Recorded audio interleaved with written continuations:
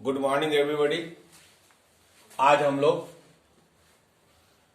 Physics के कुछ questions को सॉल्व करते हैं। फर्स्ट क्वेश्चन है व्हाट इज द रिफ्रैक्शन, अपवर्तन किसे कहते हैं। ध्यान दें, परावर्तन और अपवर्तन में थोड़ा सा अंतर होता है। परावर्तन जिस माध्यम में गए हैं उसी माध्यम में लौट आती है किरणें, लेकिन अपवर्तन में क्या होता है, दो माध्यमों के बीच में जब वह एक माध्यम से दूसरे माध्यम में जाती है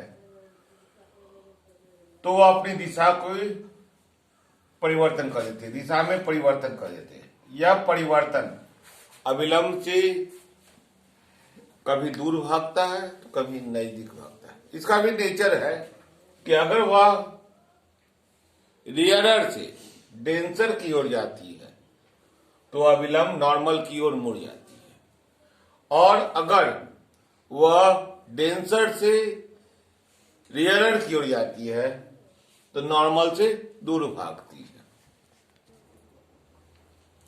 अब चले हम लोग अपवर्तनांक के बारे में, रिफ्रैक्टिव इंडेक्स किसे कहते हैं।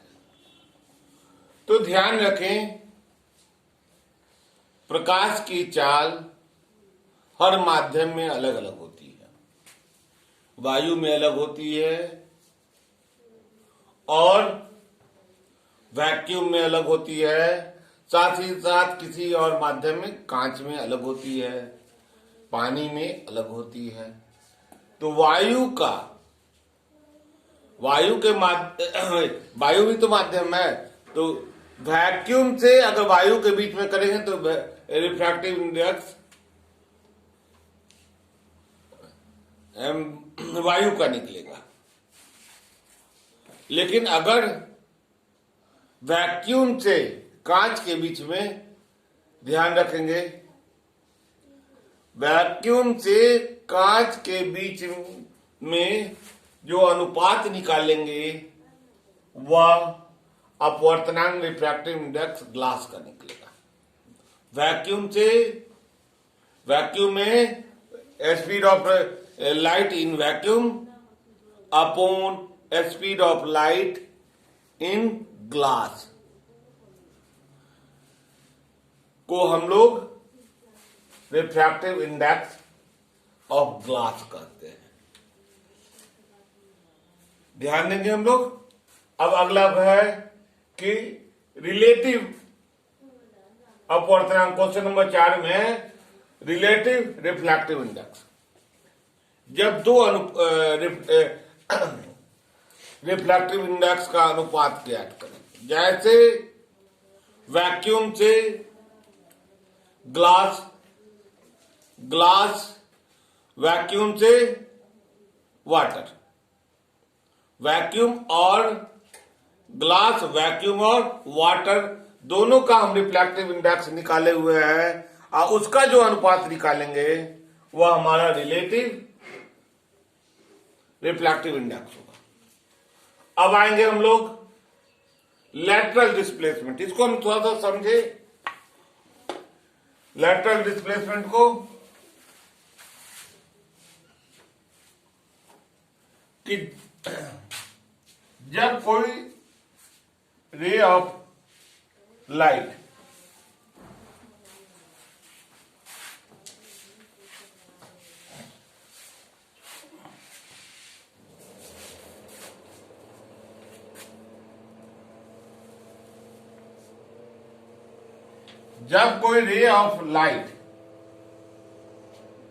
एक माध्यम में से निकल दूसरे माध्यम में प्रवेश करती है, एक माध्यम से दूसरे माध्यम में प्रवेश करती है और पुनः उसी माध्यम में चली आती है। जैसे वायु है, वायु में हम ग्लास को रख दें तो यह माध्यम हो गया, मीडियम हो गया एयर,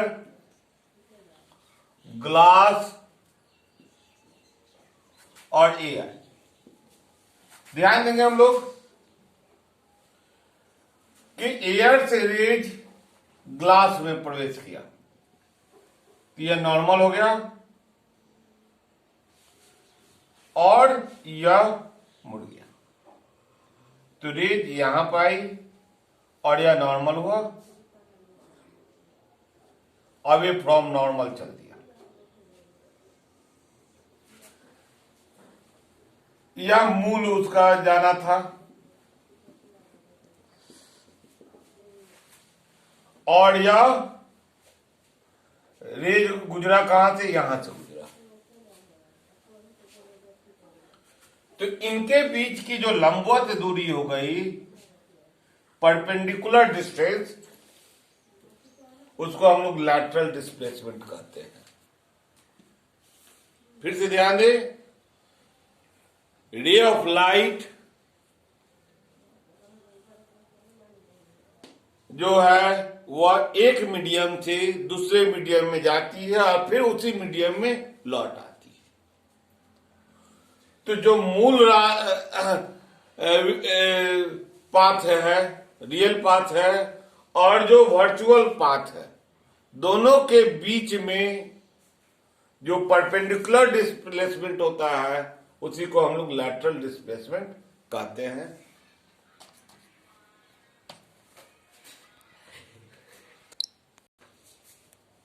आइए हम लोग किसी माध्यम का अपवर्तनांक निकालना सीखे।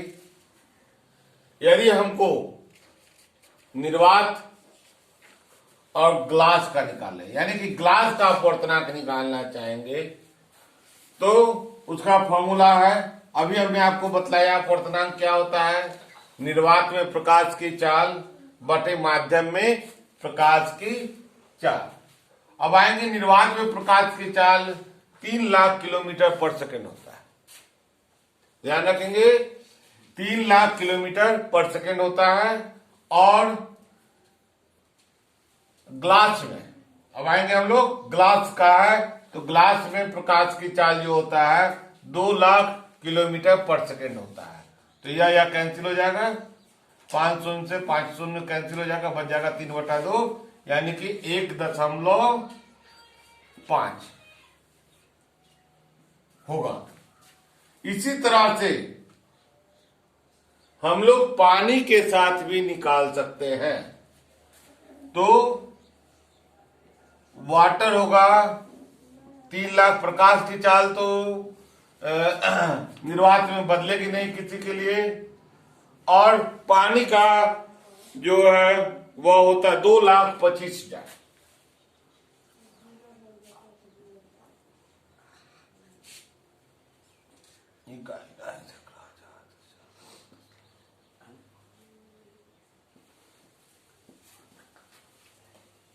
अब यहां देखें 25 से कट जाएगा,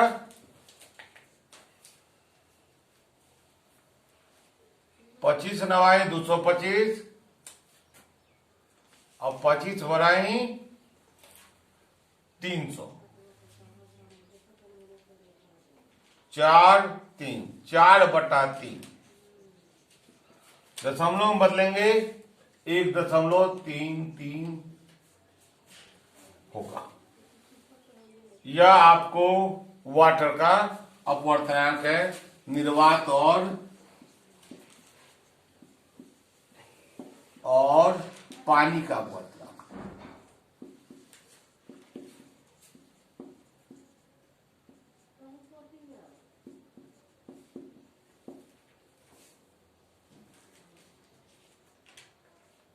या रिलेटिव इंडेक्स ऑफ वाटर, और या रिलेटिव इंडेक्स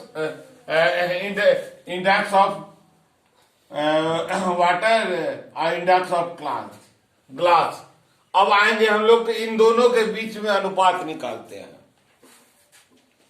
जो हम लोग को रिलेटिव में पढ़ना है।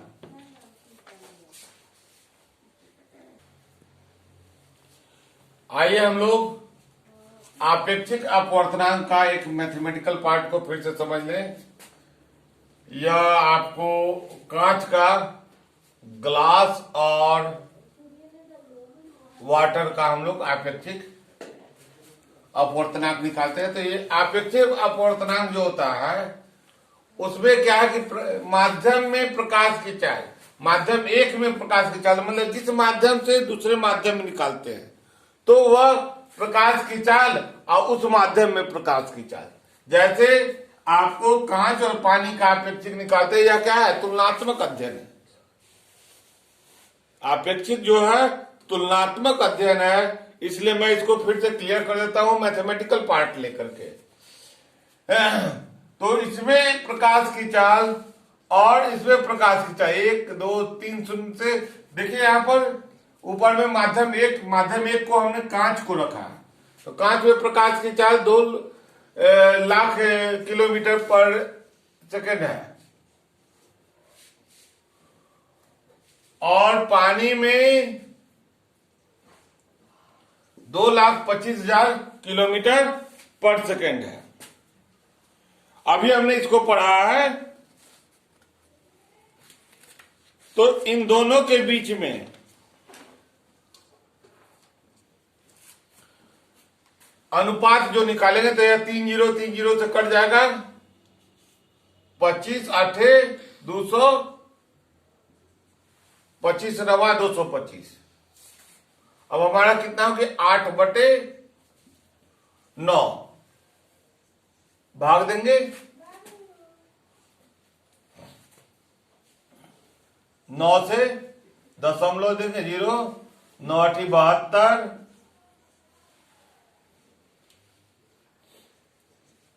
0.88, यानी कि 0.89। इसके चलते 8 ज्यादा होता है 5 से, इसलिए 1 बढ़ा देते हैं। यह आपेक्षिक होगा किसका किसके बीच में, कांच और पानी के बीच में।